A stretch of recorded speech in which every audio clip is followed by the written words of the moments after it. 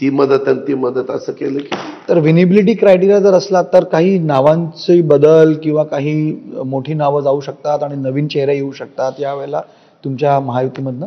त्याच्यामध्ये elective merit करता प्रत्येक जण आपापल्या परीने प्रयत्न करणार, आम्ही पण करणार, समोरचे पण करणार. आणि आपण आधी कुठेतरी इंटरव्ह्यूमध्ये म्हणालात की 60-65 जागा आपण लढण्याच्या तयारीत आहात किंवा त्याबद्दल आपण चर्चा करता.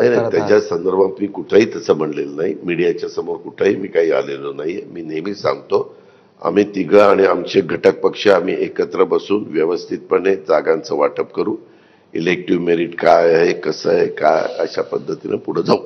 कारण आम्हाला अनेक लोकसभा विधानसभेच्या निवडणुकीचा गेल्या काही वर्षात अनुभव आहे. आणि 10% मुसलमान उमेदवार की मुस्लिमांसाठी आरक्षित जागा आपण ठेवताय आपल्या याच्यातनं. आम्ही आरक्षित जागा म्हणजे त्या ज्या एरियामध्ये मुस्लिम कॅन्डिडेट निवडून येण्याची क्षमता असेल त्या ठिकाणी आम्ही तसं करणार. मुंबईत 4 ते 5 जागा आपण पाहताय की त्यांना आपण. नाही, आम्ही वेगवेगळे पूर्ण महाराष्ट्रातच बघतोय. महाराष्ट्रात आहेत ना काही पॉकेट असे आहेत. तुम्ही बघा, मालेगाव मुस्लिम्स कॅन्डिडेट निवडून येणार, भिवंडी मुस्लिम्स कॅन्डिडेट निवडून येतो, गोवंडी किंवा असे काही एरिया आपल्या मुंबईमध्ये 5-7 ठिकाणी असे आहेत की तिथं ते मुस्लिम पॉप्युलेशन ते जास्त असल्यामुळे तो कॅन्डिडेट. पण आपल्या ह्या निर्णयाला भाजपमध्ये काही लोकांचा विरोध झाला, जसं नितेश राणे स्टेटमेंट करतात त्याच्यामध्ये गणेशजी त्यांच्या वाट्याला येणाऱ्या जागा ते कुणी तिकीट कुणाला द्यायचं हा त्यांचा अधिकार आहे.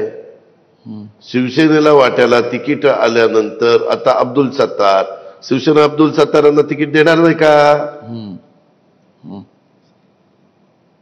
आम्ही हसन मुश्रीफ साहेबांना तिकीट देणार नाही का?